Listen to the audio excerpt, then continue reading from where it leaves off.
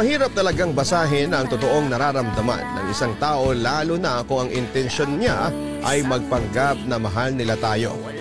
At sa huli ay wala tayong ibang magagawa kung hindi ang tanggapin ang katotohanan na minsan ay hindi nila pinahalagahan ang oras na kasama nila tayo. Masakit isipin na sa kabila ng totoong pagmamahal, pagpapatawad at pagsasakripisyo na ibinigay mo, ay ikaw pa rin ang naiwang nasasaktan.